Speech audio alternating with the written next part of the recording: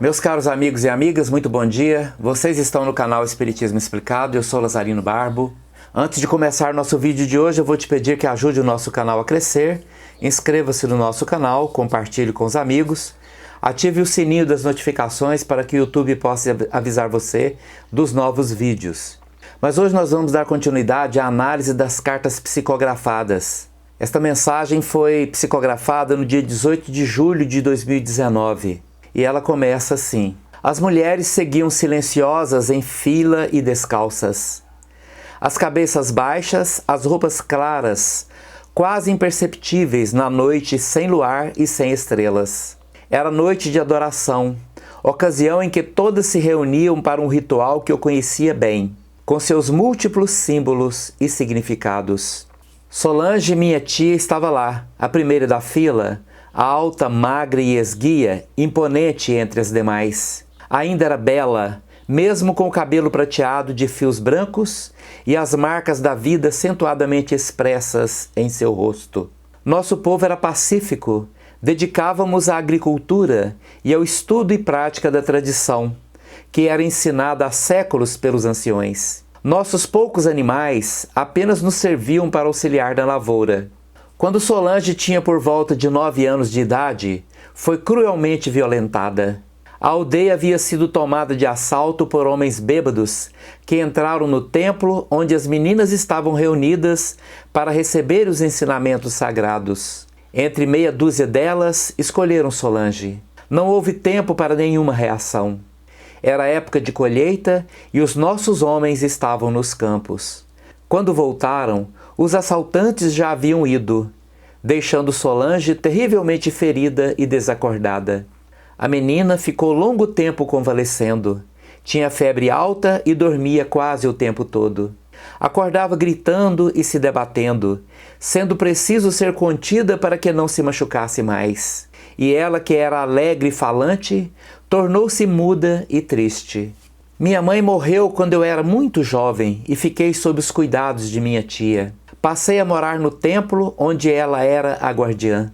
Muitas histórias contavam sobre minha tia. Diziam que era feiticeira, conhecedora de poções fatais, que até os tigres e as cobras a temiam e lhe eram obedientes, que hipnotizava as pessoas e as manipulava como bonecos.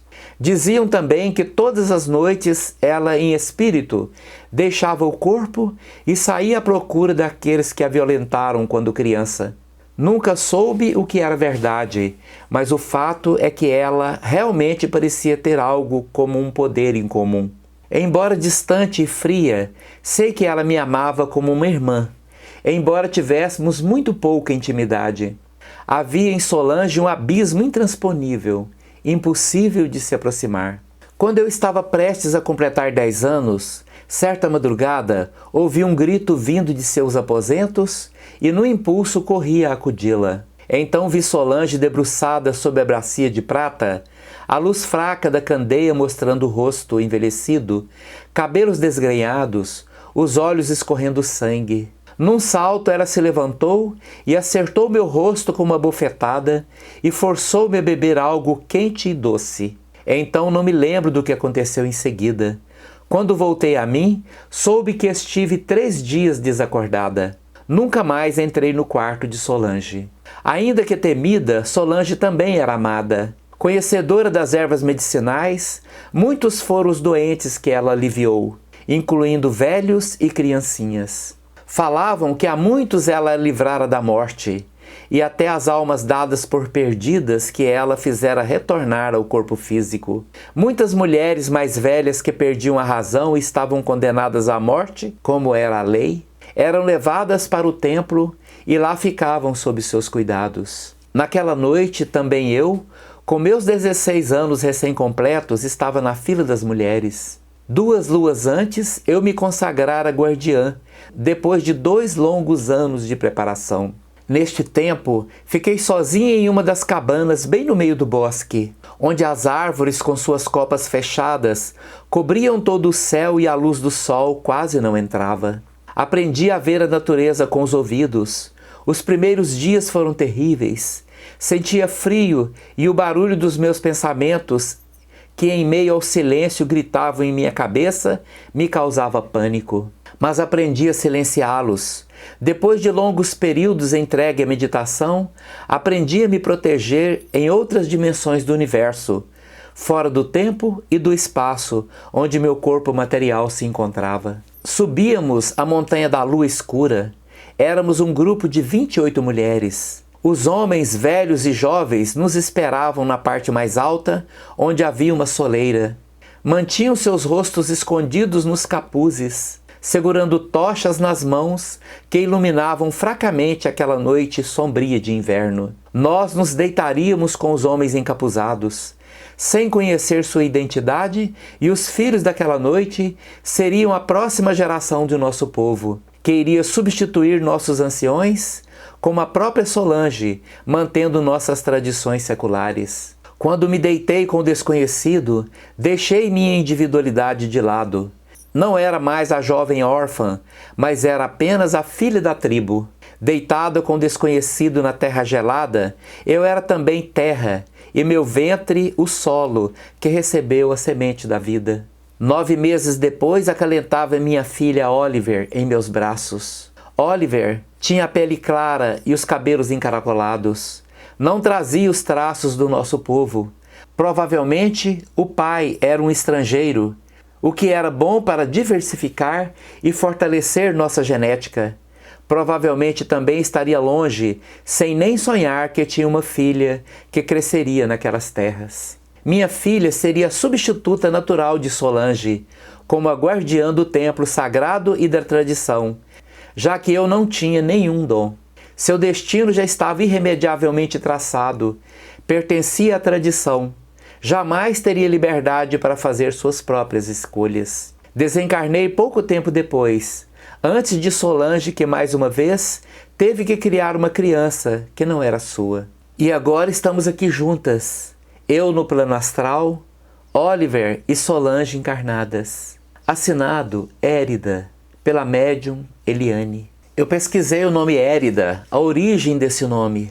Érida significa águia e é de origem germânica. O mais provável é que essa história foi vivida na Europa medieval. Quem leu o livro magnífico As Brumas de Avalon, lá encontra histórias semelhantes a essa aqui. Todos estes costumes que ela relata aqui são originados dos druidas, dos povos europeus antigos, com tradições que remontam milhares de anos. Nós precisamos observar que todas as convenções humanas, elas são frutos de épocas que foram vivenciadas por povos em diversos lugares. A história da Solange, o nome Solange significa solene, majestosa, digna, e é derivado do latim solemnis, palavra que dera origem ao português solene.